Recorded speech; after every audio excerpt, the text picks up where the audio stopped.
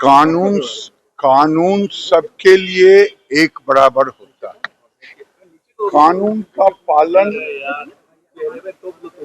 जो नहीं करेंगे, कानून उस पर कानूनी कार्रवाई करेगी। इसमें राबड़ी देवी हो या कोई हो। सर, गाजियाबाद में सर एक हिंदू युवक की हत्या कर दी गई है सर, मुस्लिम लड़कों के द्वारा। आधा दर्जन लड़कों ने चाकू घोट के मारा।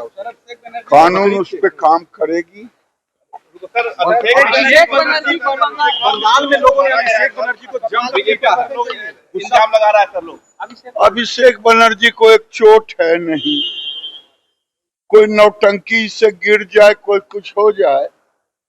उनके शासन में सैकड़ों हिंदुओं पे चोट लगी। जो चुनाव लड़ा उसके सामने उसके मौत के घाट उतार दिए गए, वो सब भूल गए। सर, प्रधानमंत्री मन की बात में सत्तू पीने के लिए गुस्सा दिख रहा है तृणमूल कांग्रेस के, जो राज करती थी, आज वही जनता उनको अंडे मार रही है।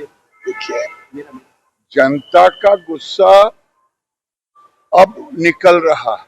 अभी तक तो लाठी के डंडे के जोर पे, पुलिस के जोर पे, अब वो आरोप लगा रहे हैं पुलिस पर।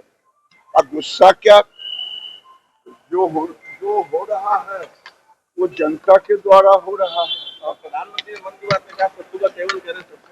हाँ भाई, सत्तू गर्मी के लिए दी बेस्ट है। प्रधानमंत्री ने सत्तू की बात मन की बात में की है।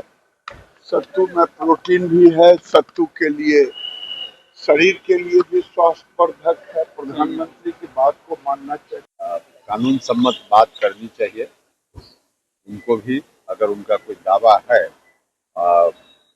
उस हिसाब से उनको बात करनी चाहिए, लेकिन एक जबरदस्ती भरा वक्तव्य कि हम यही करेंगे, यह उचित नहीं। पुराने समय के आरजेडी काल की बातें उनको याद आ रही है? देखिए, अब जो उन लोगों का रहा है चाल चरित्र, तो स्वाभाविक रूप से इस तरह की बातों के अलावा कोई और बात करे इसकी अपेक्षा भी नहीं है।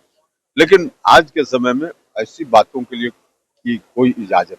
टीएमसी साथ करने वाली टीएमसी पर अंडे और पत्थर बरसा रहे हैं लोग। अभिषेक बनर्जी नाराजगी, देखिए नाराजगी है, लेकिन स्वाभाविक है कई बार नाराजगी के कारण ऐसी स्थिति बनती है।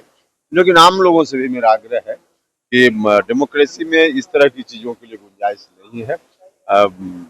बात जिनको जो कहनी हो, जिस रूप में संविधान ने दिया है उस रूप में अपनी बात लोग कहें, लेकिन इस तरह से करना उचित नहीं है किसी के साथ भी। ममता बनर्जी कह रहे हैं कि बीजेपी अमानवीय हो गई है, अस्पताल में इलाज के लिए एक बार इधर से भी बोलिए तो कैसे समझता है? सर, ममता बनर्जी बोल रही है कि भाजपा अमानवीय हो गई है, यहाँ तक कि इलाज में भाजपा का वो चाहिए, परमिशन।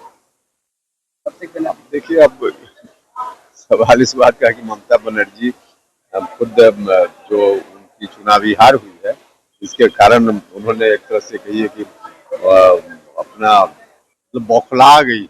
और बौखलाहट में, अब हार की खीज में जो भी मन में आ रहा है बोल रही है, लेकिन उनका यह वक्तव्य उनके लायक नहीं, उनको शोभा नहीं देता। सर, एमएलसी का चुनाव है सर, नीतीश कुमार से मिलने के लिए विजय चौधरी और संजय झा भी पहुंचे थे सर, क्या उपेंद्र कुशवाहा कितने सीटों का दावा करेंगे?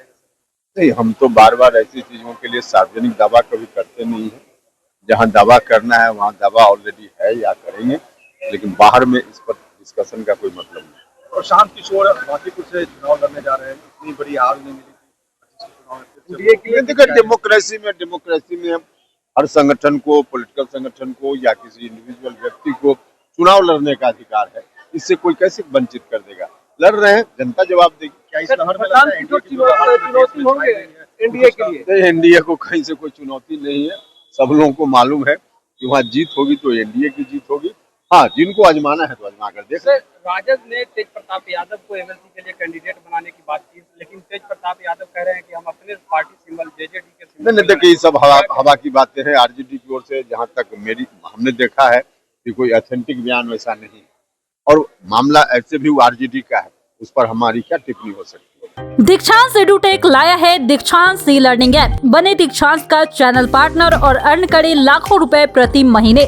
चैनल पार्टनर बनने के लिए विजिट करें www.dikshans.com। हमारे YouTube चैनल को सब्सक्राइब और Facebook पेज को लाइक करना ना